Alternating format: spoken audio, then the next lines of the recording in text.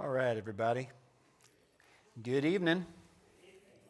It's good to see everybody tonight. Thanks for being here. Got a good crowd. We appreciate your presence here this evening. We're going to go ahead and have some prayer requests and some announcements. Got quite a few announcements tonight, some important ones too. So we'll make sure to get through those. Don't forget to grab a news sheet. They'll have all the details on them. We'll have that, and then we'll have a word of prayer, and then following that, we will be led in song and dismissed in song by Brother Howard and a few others tonight. So we are very thankful for that. We'll go ahead and get through these prayer requests real quick, and then we will go into some fairly important announcements here. First off, Wendell Tolbert is still in the hospital. We're sorry to hear about that. Marie Humphrey's procedure for her kidney stone removal went well, which we are thankful for, and praise God for that. Darren, Marie Humphrey's son, is still having back surgery on June 5th, so let's make sure we're continuing to pray for Darren. Violet Franklin is at home recovering and asking for meals. So if you can help with providing some of those meals, just go find Tempe, and she will help you get that set up. And James Van is still in St. Francis, so let's make sure we remember him in our prayers. All right, so some major announcements coming up here. First off, we've got some announcements for this coming Sunday. So first off, Sunday evening, instead of meeting at 5 p.m. like we normally do, we'll be meeting at 3:30 p.m. instead for our monthly song service. All are welcome. Make sure you're inviting everybody, because the more people we have here for that service, the better the singing is going to be. I haven't been able to go to the last two because of some illness and then some other things as well. So I'm really looking forward to this one because I get to go to this one. It's going to be great. So let's make sure we are making note of that. Again, we're meeting at 3:30, not 5 p.m. on Sunday evening. And also because we're meeting early and getting out earlier than we normally do, we're also going to be having a little special event where we're going to be heading across the street to the apartment complex, where we're going to be able to invite the residents over there to our June 3rd cookout that we're having here in the parking, kind of like a welcome to the neighborhood kind of a thing. Hopefully try to spread the gospel just a little bit. Tempe has had some interactions. What's her name again? Annette, who's she's the kind of residence manager over there, and she has been really excited for this. She's telling us how she's going to help us promote it and giving us guidelines of what we can and can't do. I'll tell you this, the more people we have, it won't take long to get to all of these. Basically, we figured out to where we only really have to knock on, each team will only really have to knock on around 8 to kind of 10 doors. So that won't take long at all. And it's going to be a good opportunity for us to put our best foot forward, not only for Jesus, but for our congregation as well. So if you can help out, make plans to get together and go over across the street and do that this Sunday evening following the song service at 3:30. So it'll be around at 4:30 when we're going to go over and do that, which is going to be a lot of fun. And then, of course, we have that on June 3rd coming up. Don't forget to write that down on your calendar. Make sure you're here, because the more people we have from the congregation here, again, the better foot forward we can put. So let's make sure we keep that in mind. That's going to be a lot of fun. It's going to be free food. There's going to be a bouncy house. There's going to be all kinds of stuff. We're really excited about that. Speaking of things we're excited about, we have the Memorial Day picnic coming up on May 29th at the Howells House. It's something they do every year. That's starting at 5 p.m., and they're asking for us to bring a side dish and or dessert. If you've never gone to one of these before, they are a blast. You get to eat good food, you get to hang out with cool people, and you get to hold a goat maybe. So it's a lot of fun. We have the 39ers luncheon coming up on June 15th, so make sure you make a note of that. And then this is the last kind of major announcement we have. We have Wednesday night church, or Wednesday night class, normal schedule tonight and next week. But the following week, 2 weeks from tonight, we begin our 2023 summer series, which we are very, very excited about. This year's theme is the miracles of Jesus. There is a flyer on the bulletin board to give you some more information about that. We have a ton of great speakers. This year, we're kicking off with my older brother, Dr. Jarrod Williams, who's going to be kicking off on June 7th, the first Wednesday night in June. He's going to be talking to us about Jesus calming the storm, We're going to be, it's going to be a great 8 weeks. We're including all the adult classes and the youth group classes in that event. So that's going to be a lot of fun. So make a note for it. And then also we have some items for the food pantry and the clothes closet on your news sheet that they are in need of. Okay, I think that that's pretty much everything. So let's have a word of prayer, and then we'll turn it over to Howard. Will you join me? Mighty God, Holy Father, Lord, again, we come before you thankful for this opportunity to study your word, to worship you in song, and to come before you in prayer. God, I ask that you be with our teachers tonight. I ask that you bring to their memory a ready recollection of everything they have studied and prepared, and speak in them and through them. God, we ask that you be with all those who are traveling right now. So many of our number are out of town because of the summer and vacations. Bring them back safely to us. Let them have a great time on their respective trips. We ask that you be with all those that we've mentioned tonight, especially Wendell, Marie, Darren, Violet, and James. We are so mindful of their struggles, Father, but you know their struggles better than we ever could. And we ask that you heal them, that you bless them, that you bless all of us, Father, as we continue to serve you. Make us more like you tomorrow than we are today. In Christ's name we pray. Amen.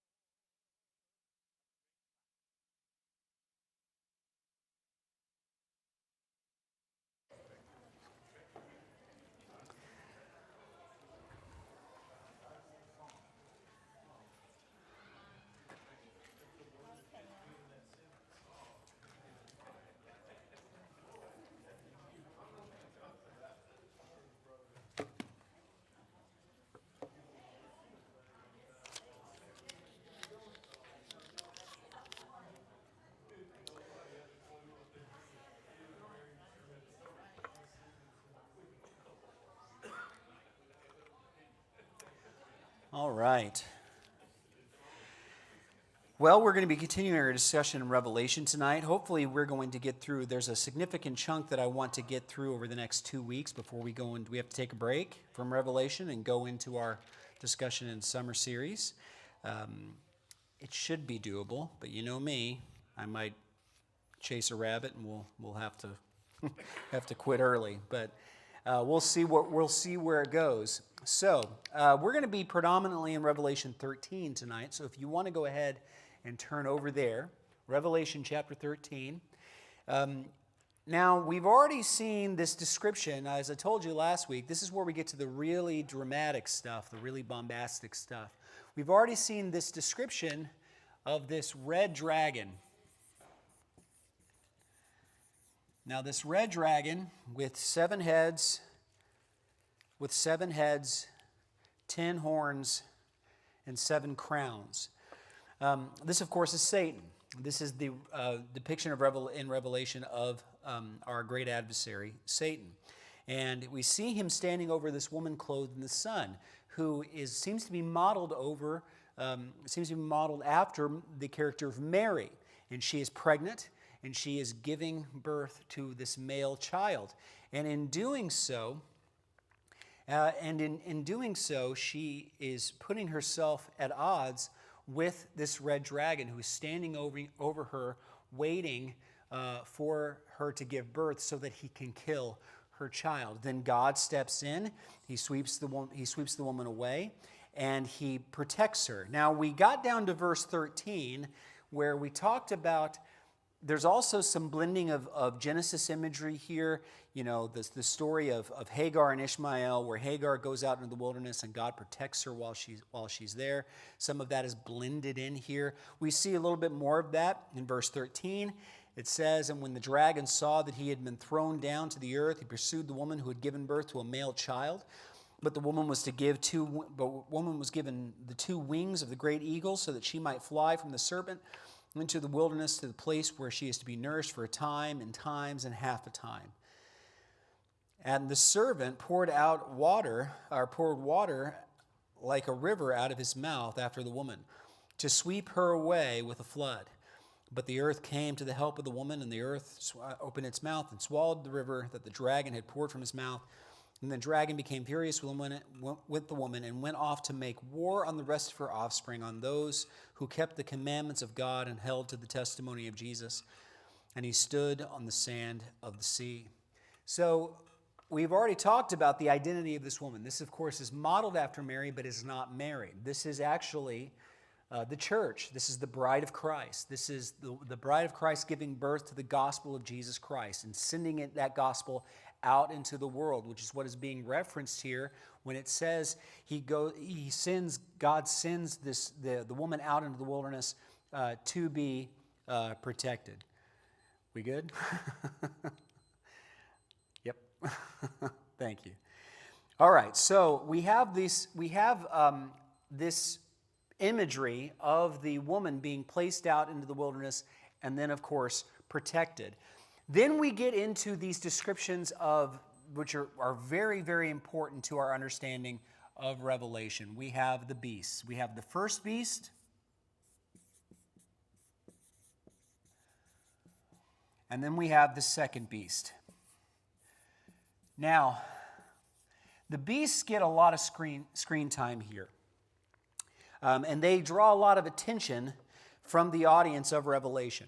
So if you're watching a movie or a TV show or an internet video or anything having to do with the concepts in Revelation, whether it's using it as a thematic element, a story element, or it's trying to explain it, the beasts are going to come up in conversation. The beasts are a big question surrounding the interpretation of Revelation. The imagery of Revelation is, who are the beasts? Which I find fascinating because I think it's pretty obvious who the beasts are. I don't think it is a difficult chunk of Revelation concerning these beasts. People like to argue about who these beasts are. They like to suggest that they're one thing, when in reality I think they're very different. The reason for this is because we see a lot of this in Revelation and trying to understand Revelation, where instead of interpreting Revelation for what it is, people try to walk into Revelation with a preconceived notion of what the book is about, and they try to shoehorn that interpretation into the identity and the nature of these beasts. If you believe that Revelation is a book of unfulfilled prophecy, and that is prophecy concerning the end of the world, then, frankly, you're going to read the beast as being related to the end of the world and take a modern kind of interpretation of who these beasts are. And it's easy to do that when you walk into Revelation with the baggage that you are carrying on you, especially if that baggage is leading you to a false interpretation. Instead, when you do what you're supposed to do, and you just open Revelation with fresh eyes, and you try not to bring any of your preconceived notions into it, I think it becomes a lot clearer who these beasts are if you just do a little bit of homework. these beasts are actually borrowed heavily in imagery from the book of Daniel.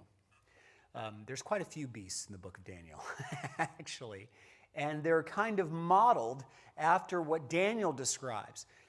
But that's problematic for a lot of people interpreting Revelation, because Daniel is even more clear on the identity of these beasts than Revelation is.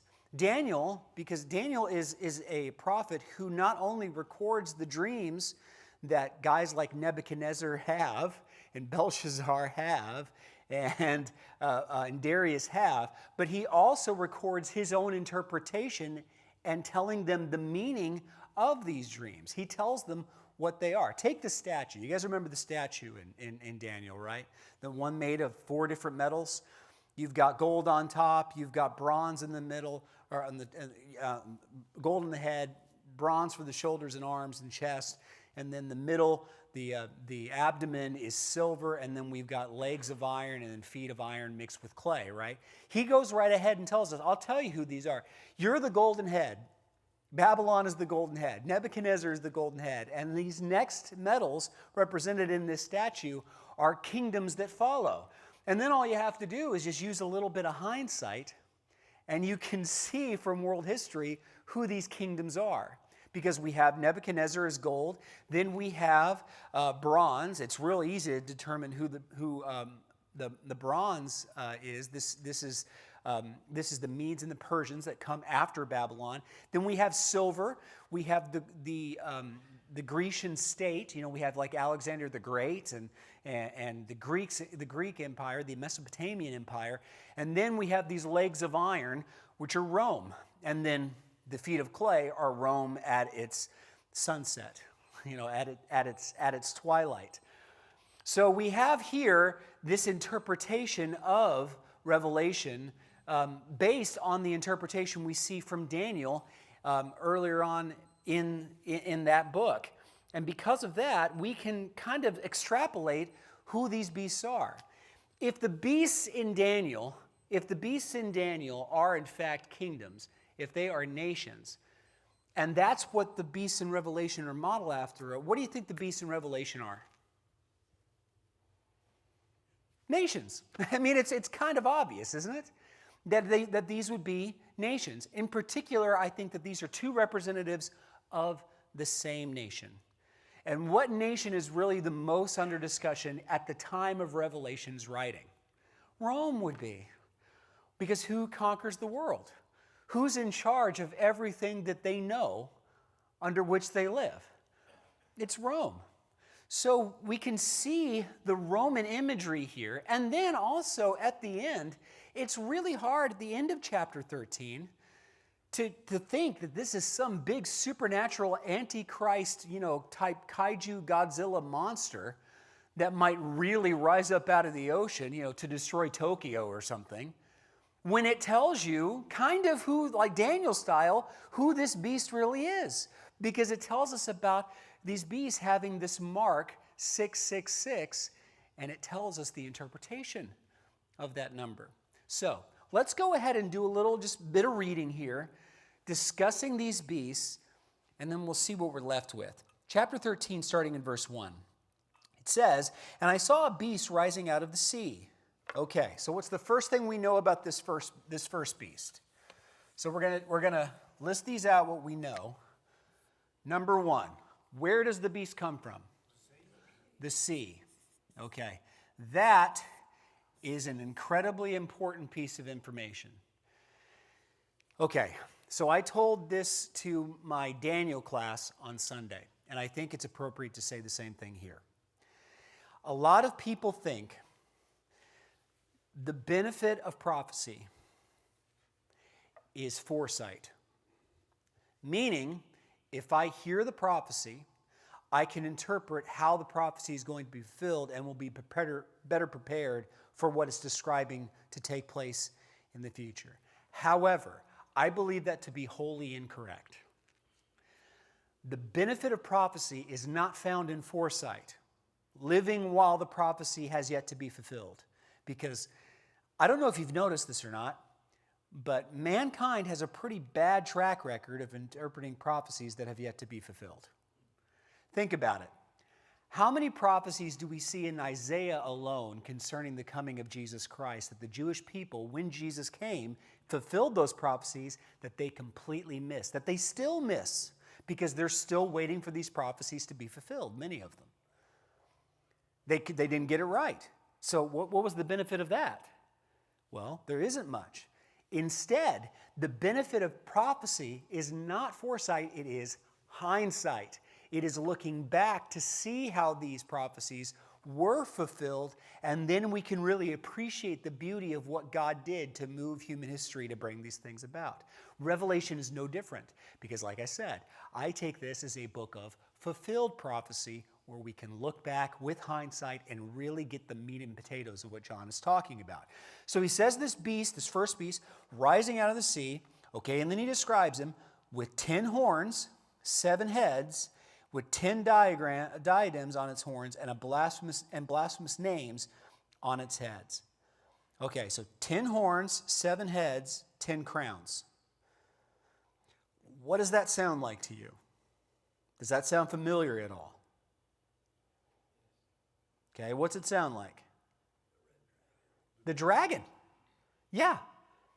It's virtually identical to the description of the dragon in Revelation chapter 12. So this first beast that comes out of the sea looks like what? The dragon. You think that's coincidental? Nope. Or do you think that in the imagery of the poem, that's vitally important information? Yes. So immediately, what is John connecting this first beast thematically to? He's saying it's satanic. He's saying it is satanic in nature. He is saying it is satanic in origin. It comes from the devil. Now, is this beast the dragon? No, it just looks like the dragon, right? So these are two different beings. These are two different identities. One is Satan, the other one looks like Satan, but is not actually Satan. Very different. So he says that he's got these horns and these heads and these crowns. Verse 2, and the beast that I saw was like a leopard. Its feet were like a bear's, and its mouth was like a lion's mouth. Wait a minute. What do you mean? Does anybody have... Okay, everybody's got the word mouth here, right, in verse 2? Okay. Do you have that word as a singular noun or a plural noun? Singular. It's mouth, singular, meaning how many mouths? One mouth. But how many heads does it have? So shouldn't it be mouths, plural? No. Why? Because is he actually demanding that this thing be an actual monster with 7 heads? Or is he using those numbers to point to something? Now, we talked about this with the dragon. Let's break it down. 7 heads. What does 7 mean? Complete. Okay. So complete in what? Complete in its purpose, complete in its power, complete in its role. Right? Then it's got 10 horns, 10 crowns. Okay? What's 10 mean? Yeah, power, authority, law. So these are references to he is complete in his power and authority, in his strength. So he's coming to what? To conquer, to rule. Okay, so its mouth was like a lion's mouth, and to it the dragon gave his power and his throne and great authority. Okay, so he's admitting that this beast has power, a right to rule and authority, but where does that power and authority and rule come from? Does it come from God? No, it comes from the dragon. So, this power and authority are satanic in origin. Did you know the devil could do that? Did you know the devil could do that? That he could give power to an earthly kingdom? Okay, that's interesting. You know what it reminds me of? It reminds me of in Ephesians 2.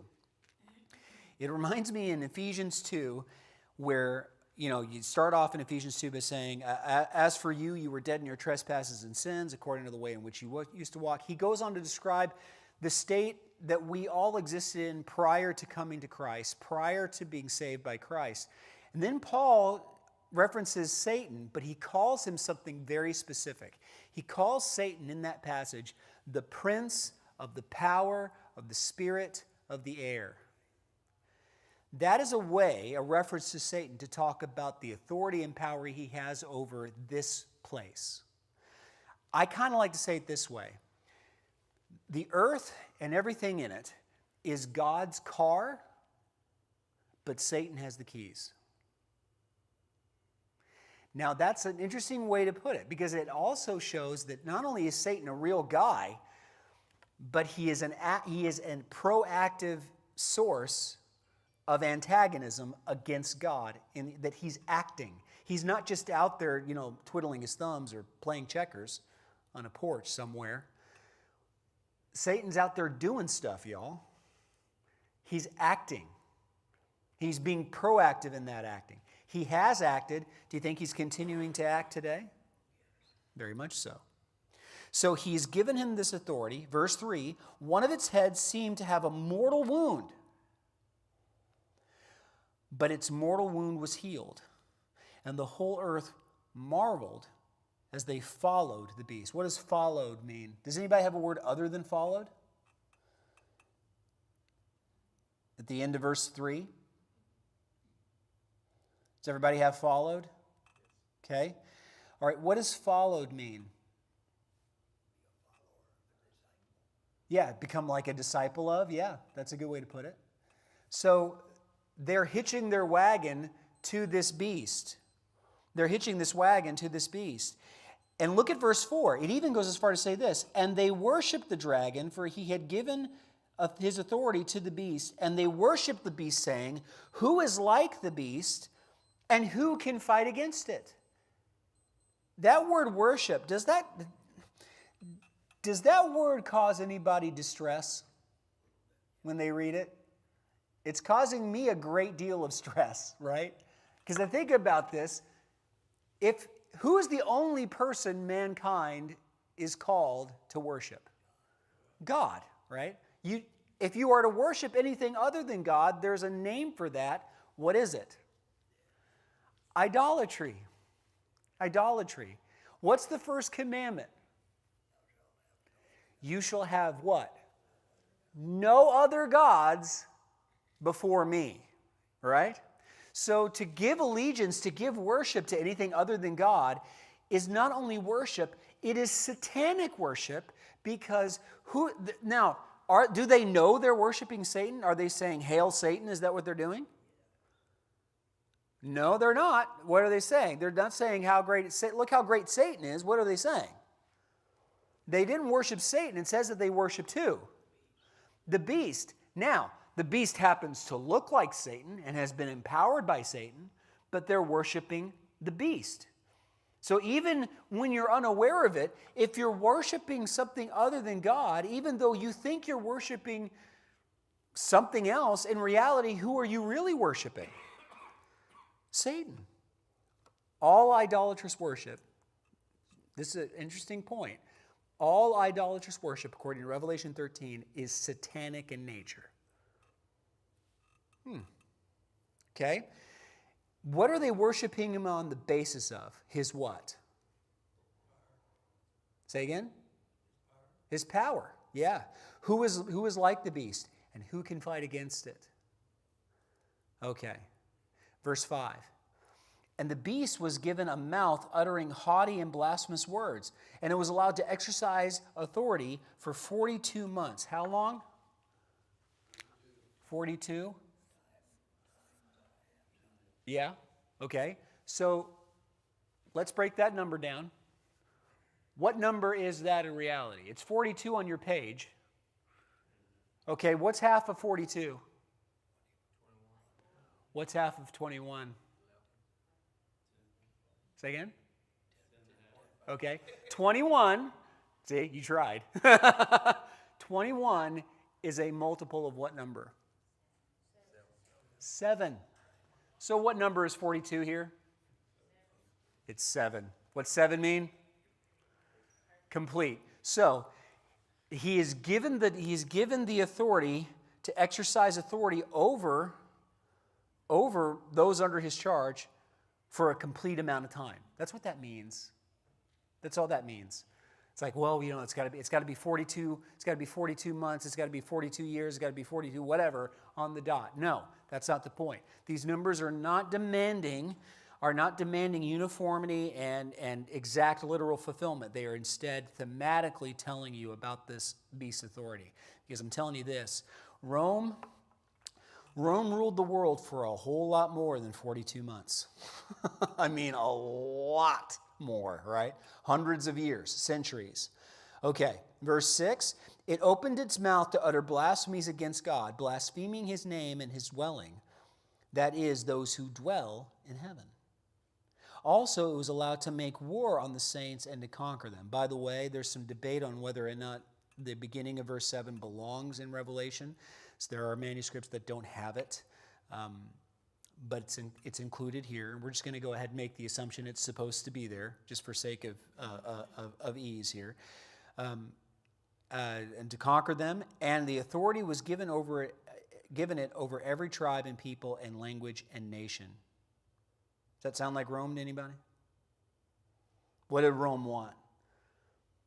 What was Rome really trying to conquer? The whole world. The whole world. Verse 8, and all who dwell on the earth will worship it. Everyone whose name has not been written before the foundation of the world in the book of life of the Lamb who was slain. Anyone who has an ear, let him hear. If anyone is to be taken captive, to captivity he goes. If anyone is to be slain with the sword he must be slain. Here is a call for the endurance and for the endurance and faith of the saints. So he is encouraging you with the fact that here's this beast, and everybody and their grandma is on the beast's side. The beast actually seems undefeatable, invincible in the extreme. He cannot be defeated. He can't be overtaken. In fact, that's the entire basis of his cult of worship. We're worshiping the beast. Why? Because we don't think that there's really any other choice. Who can beat the beast? The beast is the best. So, this is a reference. We've already seen this, that this beast is worshipped on the basis of his what? Donnie, you said it. Say it again. Power. Okay, now I've already kind of let the cat out of the bag here a little bit, but this is Rome. The beast is Rome. Why is it Rome? Well, because Rome is a perfect fit. How do you put a puzzle together? You know, you get all the pieces together, right? You build it out from the edges toward the center, right? And then you get to a spot where there's a piece missing and you've got a whole bunch of pieces left. So what do? You take each piece that looks like it fits and you what? You try to put it. So if you try to put the Babylonians in there, I mean, yeah, but they've been gone for a long time, so that doesn't really fit.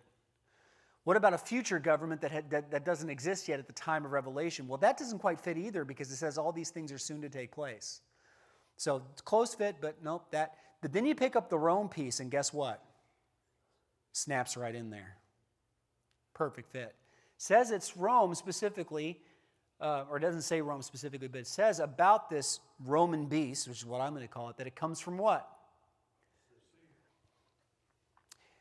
If Rome is going to conquer your nation, how do they first show up? On boats. How did they get to your place? Yeah. He's like, well, they might have marched. The Roman Navy was far and away, the most powerful navy on the planet at the time. There wasn't anything even remotely close. The Greeks had a pretty good one. The Phoenicians had a really good one, but nothing like Rome. Rome had not only the technology, but they had the numbers. They had a fleet, a number of ships that was, for the time, awe-inspiring. And they would show up. They would transport their, because you don't have planes, and it's faster than marching. So what do? You load up all your troops on these boats. You sail to these countries. How did they arrive in Judah? On boats. On boats. Yeah, yeah. Yeah, and they made Charlton Heston row that one boat to the beat of the drum, didn't they? So this idea, thanks, Donnie, this idea of the beast coming from the sea. The first beast is power. From the sea, looks like the dragon. Worshipped because nobody can beat the beast. So this is not just Rome. This first beast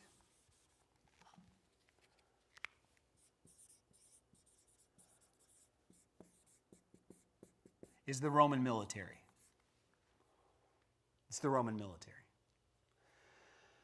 So when they come in, what are they going to do to your state religions? They're going to get rid of them, and they're going to replace them with what? The Roman state religions, which they took from the Greeks. And you know, they'll tell you, you can keep your gods, but so long as you say Caesar is what?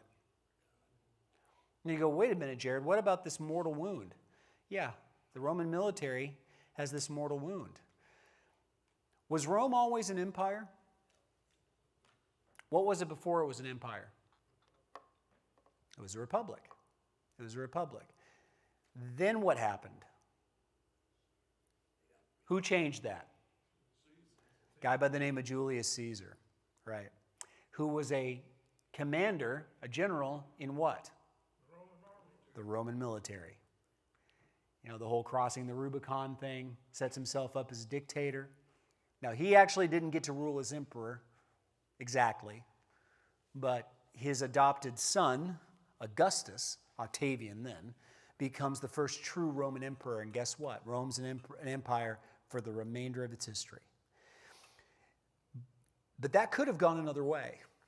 It almost didn't turn Rome into an empire. It almost caused the collapse and fall of Rome. The whole big triumvirate war between Pompey and Julius Caesar nearly brought the whole thing to its knees because you had entire Roman legions fighting Roman legions.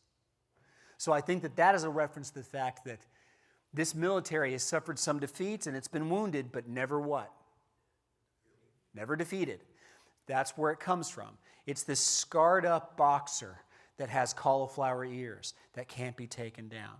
Okay, so that's the first beast, the Roman military. Then we have the second beast. We might get to the whole of chapter 13 tonight, which is exciting because that's not what I was planning on. Okay, verse 11. Then I saw another beast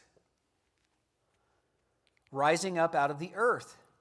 It had two horns like a lamb, and it spoke like a what?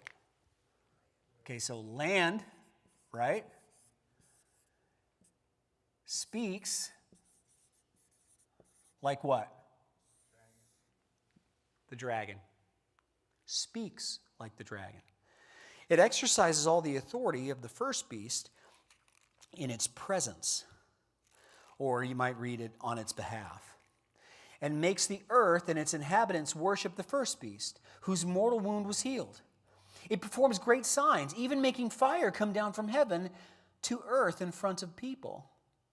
And by the signs that it is allowed to work in the presence of the beast, it deceives those who dwell on the earth, telling them to make an image for the beast that was wounded by the sword and yet lived. And it was allowed to give breath to the image of the beast, so that the image of the beast might even speak, and might cause those who would not worship the image of the beast to be slain. It also causes all, both great and small, both rich and poor, both slave and free, to be marked on the right hand or on the forehead, so that no one can buy or sell unless he has the mark. That is, the name of the beast or the number of its name. This calls for wisdom.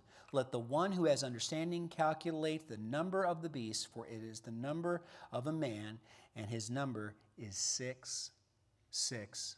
6. Okay, you've heard that before, right? By the way, you probably have a footnote telling you that some manuscripts have 616. Ignore that. We're pretty sure it's 666. Numbers are hard sometimes. Okay, so this idea of, let's just talk about it for a second because we've got about 20 minutes left. What are some of the things that people say 666 is in reality? What are some of the theories you've heard? Let's put them out there. Say again? Ronald Reagan or something like that, yeah. Henry Kissinger. Okay, yeah, okay. What else? Anybody ever heard barcode? That the modern UPC barcode is the number of the beast, it's 666, and that there's a day coming when people are literally going to be stamped with barcodes, like 1984 style, Orwellian future, dystopian future kind of thing. I've heard that one. Anybody heard any others? There's a bunch. Is that on the back of your neck? Yeah, that it's the actual number, that you're actually going to have to have that number tattooed on you. Who do people say who do people assign to that number? The devil, right? The devil. That's the devil's number. You guys have heard that? Okay. If you're a heavy metal band and you want to show how edgy you are, you put a picture of Satan on your album cover, and he's probably got the number 666 on it somewhere, which is hilarious to me because it doesn't mean that at all. but people, and I'm saying that in a way because it obviously doesn't mean that. Like, you guys know how I find it annoying when people say, when they're quoting from the book and they say revelations with an S at the end, like that's the name. You see that in movies all the time, books, TV shows. But that's not a book of the Bible. And all they would have to do to find that out is literally open up their Bible to Revelation and look at the top where it says Revelation with no S on the end of it. So it's like it's an obvious mistake that somebody made. Well, guess what? 666, saying 666 is the number of the devil is just as obvious and blatant a mistake because it tells you specifically whose number this is. It is not the number of Satan. It is the number of what? Now, you could give two answers here and they would both be technically right. You could say the beast, or you could say what? A man. A man. Okay. That's really interesting. What if I told you that there's something present in English that we're seeing here in this translation that is not present in the original Greek? That the original Greek does not have a rule for. Does anybody know what a definite article is? What's a definite article? Does anybody know? In language, in grammar. I think I heard it. Yeah, the is a definite article, okay? The Greek language has a variety of ways. Koine Greek has a variety of ways to say the. Bunch of different words, and they all mean the, okay? Can anybody tell me what an indefinite article would be in English? English has indefinite articles. Give me an example. It or a. It would be like saying, Chris, you are the man, definite article, versus saying, Chris, you are a man, indefinite article. Guess what Greek does not have? Indefinite articles. It doesn't have it. So, the word a does not exist in the Koine Greek language. So really, let's read this again and see what it actually says in Greek. This calls for wisdom, verse 18. Let the one who has understanding calculate the number of the beast, for it is the number of what? Not a man. That's what it is in English. But what is it in Greek? It's just man. Because the word a does not exist in Greek. This is the number of man. Generally. You know what 666 is? It is the number for human beings. Let's break it down. We've done this before, but maybe you missed those classes, so let's do it again. All right, let's break this number down just like we broke down 42. All right, we've got the number 6, and we've got it how many times? 1, 2, 3. Okay? What's 6? If 7 is complete, what's 6? Incomplete. Approaching perfection, but falling short. It is also a number for human beings. Why? You guys remember our sermon on Sunday? What happened on the 6th day? Man was created. So, the reason why 7 is the number for completion is because what happens on the 7th day? God sees that his work in creating is done, and so he takes a breather, right? He rests on the 7th day, which is where we get the theology for the doctrine of the Sabbath. So if 7 is complete, 6 is almost complete, and it also refers to man because man is made on the 6th day. Then we have this number 6 3 times. Whose number is 3? God. Father, Son, Holy Spirit. So what is 666 specifically trying to say? This is when men do what? Pretend to be God, but they fall short. Them not falling short wouldn't be 666, it would be 7, 7, 7. But man can't do that. Because man can try to approach the level of God. He can even be worshiped as God, but he cannot be God. He falls short. So, this number in specific should be 666. It is not some big evil number that you should totally avoid at all costs because it's super bad luck. Because it's got black magic, mystical type powers. It's a way of saying that this beast is, the second beast is getting people to worship the first beast as though he's God, when really he's just what? A guy. He's a dude. That's it. Then it says this. Also, it causes all, both great and small, rich and poor, slave and free, to be marked on the right hand of the forehead, so that no one can what? So that no one can what?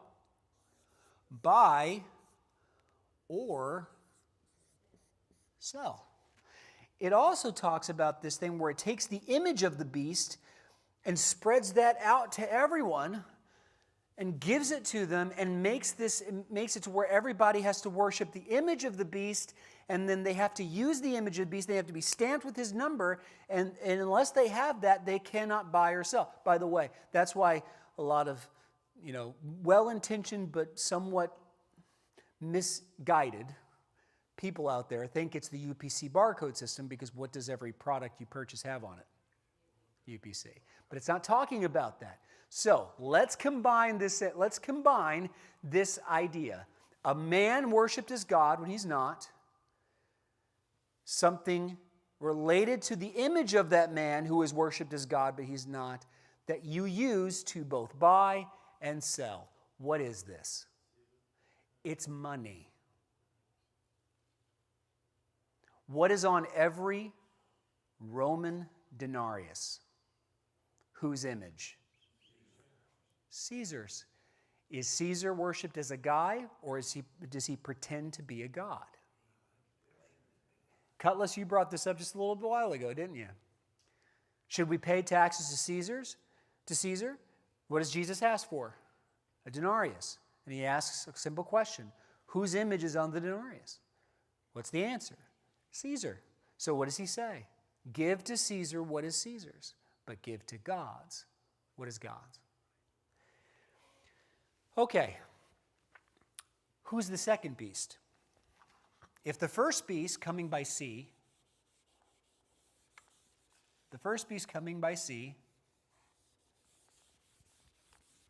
is the Roman military,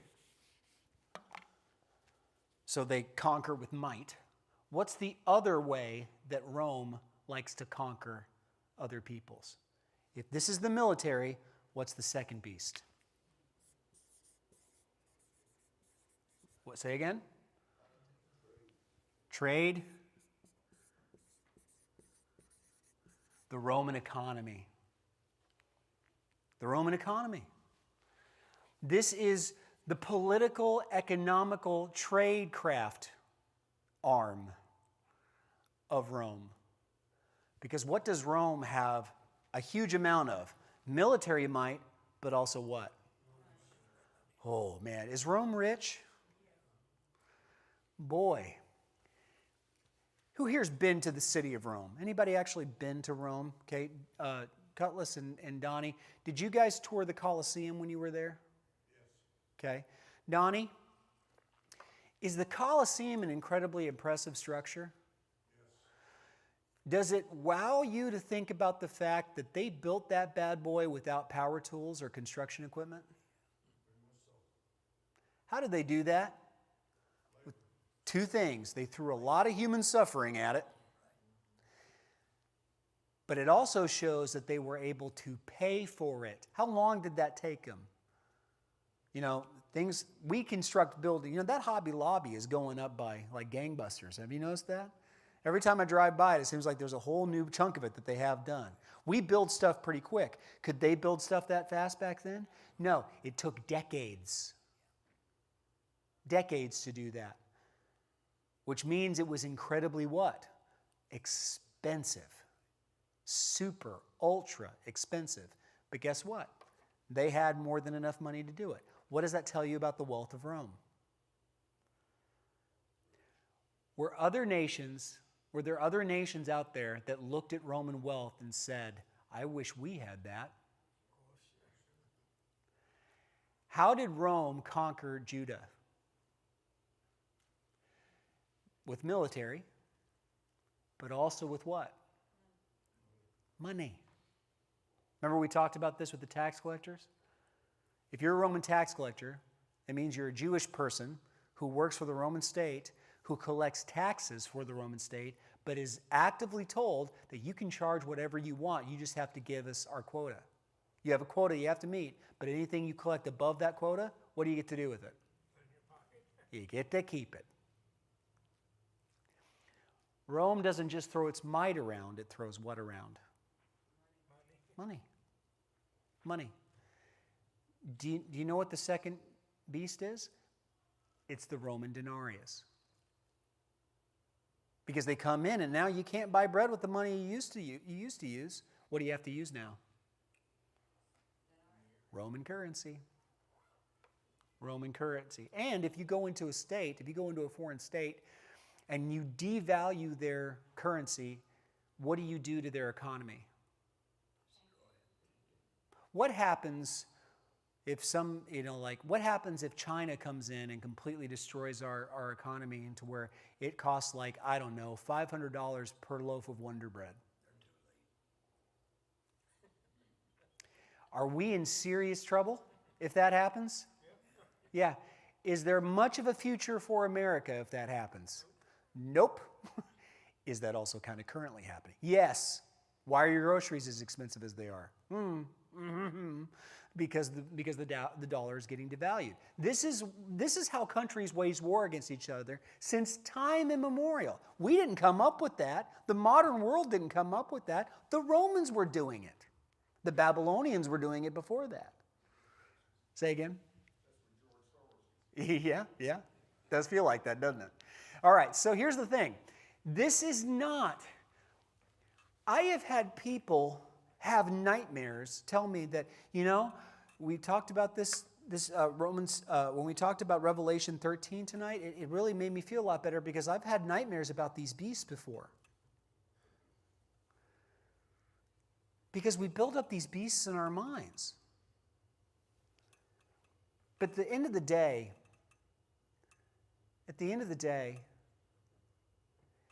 do you know what John is trying to tell the people of God in Revelation 13? Do you know what he's trying to tell them?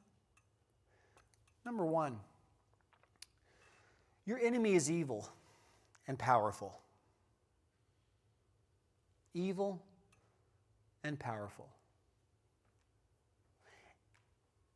But he's just a guy. Do we as Christians have any reason to fear man? Why not? Because we might be men, but the one we worship is not. How much more powerful is God than man? He's only powerful because he makes himself look that way. He makes himself look that way. The first beast looks like the dragon. The second beast speaks like him. So Satan might come in and he might try to overpower you, but is he more powerful than God? No.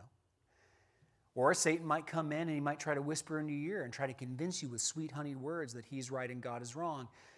But is that speech, any speech he can come up with, more attractive than the speech of the gospel? No. Absolutely not. It only looks that way. It only looks that way when all the other options are hidden. John is writing to these Christians, telling them how powerful their enemy is, but also reminding them of how powerful God is. Because in the next chapter, which we will be getting to next week, which covers again the Lamb and the 44,000, we see how powerful Jesus Christ actually is. Okay, so let's go ahead, and we got about 5 minutes here, roughly. Let's go ahead and open up for some questions and comments. See if anybody has any. Chris, go ahead. So the 42 months, it's also referenced with the two witnesses. Yeah, absolutely. Is there any correlation? I think so. It's just this, again, it's this idea where people get too wrapped up in the amounts. It just means complete. And even if it doesn't mean complete, it means something else, just kind of ancillary to the main takeaway. My whole premise in teaching Revelation is to demystify it, because these numbers and these images make it seem like you're reading a Harry Potter novel or you're reading some Nostradamus textbook, when in reality all you're reading is an account, an inspired account of God's ultimate defeat of evil. That's really all it is. It's also him telling them, yeah, he's going to rule for a while, but it's only going to be for a while. It's only going to be for a while. Because what's this book about? Well, I believe it's about the fall of this beast. This beast rises to power. He does it through the power of the dragon. But Satan loses over and over and over and over and over. He is a 3-time hat trick loser. And I don't care how powerful he is. God's more powerful. Any other questions or comments? Lou?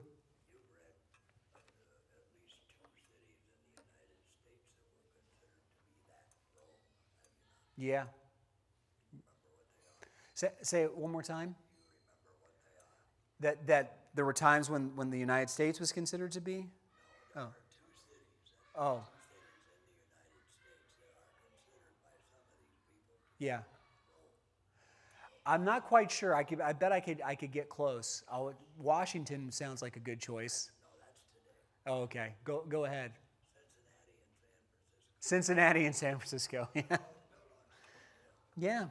Yeah. But again, that's you got to carry some pretty heavy baggage into your reading to get to there. It's just Revelation is a great exercise to teach you how to read other books of the Bible, because you don't read the book of Revelation any differently than you read the book of Romans. Just go in with fresh, clean eyes, and you'll be surprised what you come out with. There's nothing spooky here. Nothing spooky. All right. I got time for one more, if you guys got one. Just a quick comment. The Sure. Bible is a history book. Even though it's an inspired history book, Right. it is a history book. A history records the past, not the future. Yeah. Yeah. I mean, there are prophecies in Scripture that have yet to be fulfilled. The prophecies concerning the second coming of Jesus Christ. Now, 1 Corinthians 15 is a really good example of that. But notice that when Paul writes 1 Corinthians 15, he doesn't write it in nebulous, non-interpretable language. He just says, here's what's going to happen, here's what it's going to look like to the best of my ability to describe it, so keep an eye out for it. He doesn't try to hide it in code. This is very, very different. And I just think that, and we get to that conclusion that it's a book of fulfilled prophecy, because if this is not fulfilled prophecy, and it is talking about the end of the world and the second coming of Jesus, it is contradictory to the other statements in the New Testament. So either they're talking about something completely different, or we have horribly misinterpreted the rest of the New Testament. And I choose to think it's the first one. and not the latter. All right. Man, wait, okay. Now you can leave. 8 o'clock on the dot. I did it.